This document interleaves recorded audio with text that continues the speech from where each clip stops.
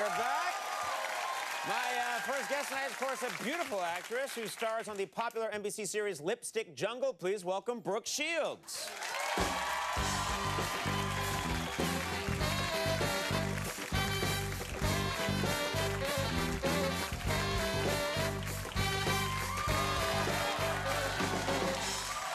You look fantastic. Thank you.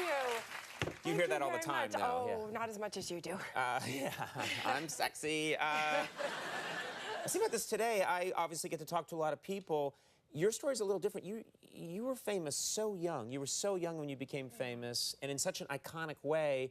There must be a lot of people that have frozen you in that time. Do you know what I mean? That they think of you as that Brooke Shields, do you know? I think, well, I'm the biggest offender, actually. I mean, certain people have imprinted, at certain points of my career, they've imprinted that part of me on, you know, sort of their lives. But right. I even do it. You think of yourself as that Brooke Shields? Well, as younger than I really am. Really? That sounds crazy. It's a little crazy. No, but it's funny because I'll read scripts or I'll read something and I'll think, oh, I can do that part. That'll be great. And they'll be like, you're up for the mother. Oh, really? Or you're up for the, yeah, and it's sort of, I think that it was such a huge period of time in my life, and I think that I always feel like I'm just so much younger than I really am, and then I look in the mirror and I realize. I'd see, but I'm the same way. I'm kind of trapped at 15, 16, 17. Behaviorally, you know, and it hasn't changed for me. But there is something to that, and I think that I've also been in this business for so long and was always older than my age. Right, that's right. In an environment that was older, so I've sort of never really been at age appropriate. Right, right. But, you know, it's probably why I'm in therapy. I'd never go into therapy. You don't need it. That's for crazy people. Trust me, I spent a lot of dough. A couple of days ago, I ran into you. I don't get to see you that often, but I ran into you when we were out there for the Emmys, and you were kind enough. We started talking about our kids. I have two kids. You have two kids. You were showing me pictures. They're gorgeous. Thank you.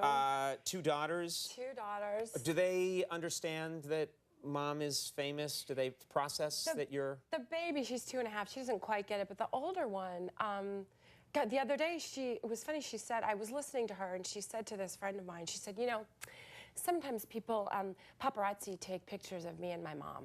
Mm-hmm. And I just died, you know. I thought, oh, God, she has that in her vernacular. That's just, I'm so sad that she grows up with that. Right. And then the woman said to her, well, why do you think that is? And she said, nah, they just want Brooke Shields. Right, right.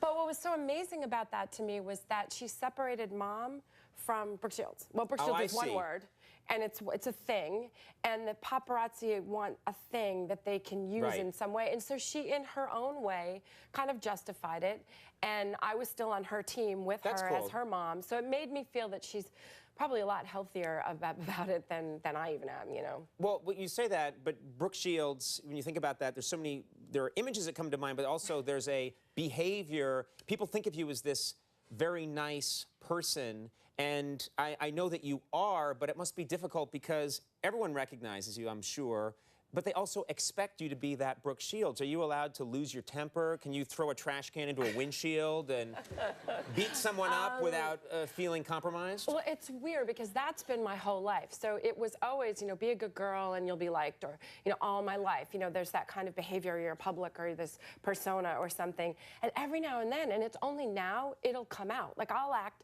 crazy. The other day, well, it's a perfect New York moment, actually. I got into a cab. I put the kids to bed, got everything done. Was going out to a cocktail party for Candace Bushnell, who wrote our show Lipstick as well. And so I got all ready, and I got to waved a cab, and I said, you know, I got in, and I said, take me to 9th Street. And he said, 90th Street? And I said, no, 9th Street. 90th Street? And I said, no, 9th Street. So I took my iPhone and I kind of just put it in, and he literally shoved my hand back and said, you get out of my cab, you get out of my cab, you crazy person, you get out of my cab. And I was like, I said,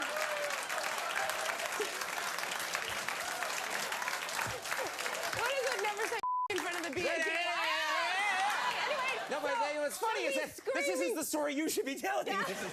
I have my own problems now. Really, now you really need therapy. Yeah. So he starts screaming at me, you get that, nobody talk to me like you. Are you married? Are you married? You're probably not even married. People wouldn't even want to marry you. Nobody probably wants to marry you. Who is this guy? Get out of my cab. Well, I didn't want to get out of the cab because I thought if I started to get out of the cab, he would jam ahead and, you know, hurt you or me. something. Yeah, yeah. So I thought I'll act crazier. So I went, oh my God, that's so funny. This is like so weird. I can't sit in the back. And if I get out of the cab, then I'm not even going to get to 9th Street. And that's where I need to go. I need to go to 9th Street. And, you know, I mean, that's the thing I need to do. I've got kids. Do you like kids? I've got kids. I've got 2 kids. And they're so funny because they're, oh, my, look, wait, here. And I did the picture thing. Sure, and I did not stop talking like a crazy person until he said, I'm going to take you to 90th Street, 90th Street. And he kept jamming to slap me up in front of the plastic. But this is because I'm unbelievable. strong and I'm a New Yorker, I grabbed on. And every time he'd slam, I just Right. I wouldn't even move. He was getting even more pissed off because he wanted me to slam back. He goes, you crazy, you talk too much. You talk too much. I go, I know, isn't that funny? I said, my husband says the same thing. I talk too much. I went like lunatic. Sure, yeah. Because then we finally do get to 9th Street, and I'm thinking, just keep talking, and I'm like, I bet you're a nice person. I bet you're really, really nice to the people that you love. I'm so much nicer to the people that I love, too. But the thing is, you know, I kind of love you, too, because I bet you're a really good guy. I love your country, and I love... and I was like... And wherever it is. I know. And so, finally, the car jams to a stop in the middle of the road, not even at my destination. Right. And I get the money, I give him a nice tip.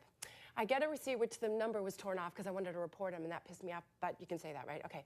So After what you've done, you can pretty much say whatever you want. You might as well go for it now, and we'll air this on Cinemax. Yeah. It doesn't matter. I'm sorry. So, We can take our clothes off at this point. Doesn't matter.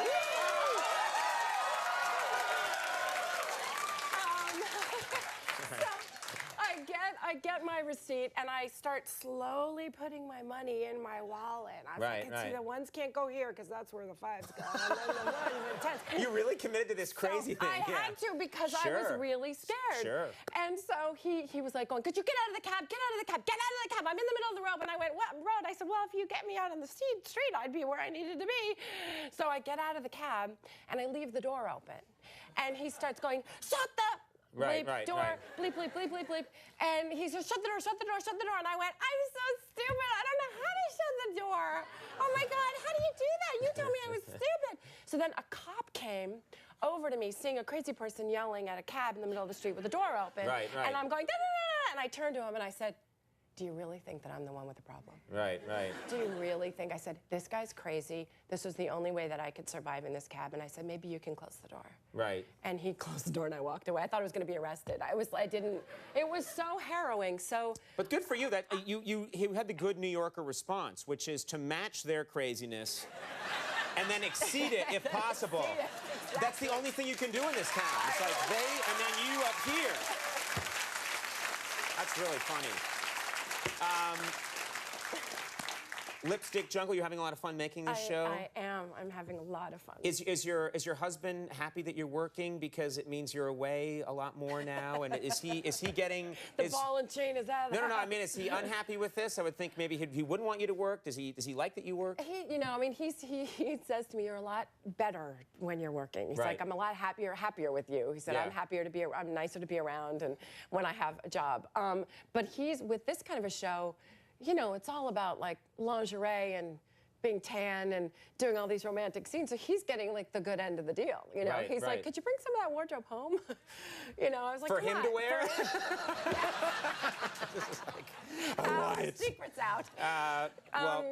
It's such a sort of a sexy show as well that I've had to, you know, you have to sort of try to stay in shape, and it's after 2 kids, I thought I was didn't have to do that as much, but now he's very happy. He's like, I think you should take that show where you have to wear a lot of underwear. Sounds like a good man. He has his priorities straight. Lipstick Jungle airs Wednesday nights at 10 on NBC. Brooke, really nice to see you. Thanks a lot for being here. Brooke Shields. We'll be right back. Former Secretary of Labor Robert Reich. I hope it's playing things.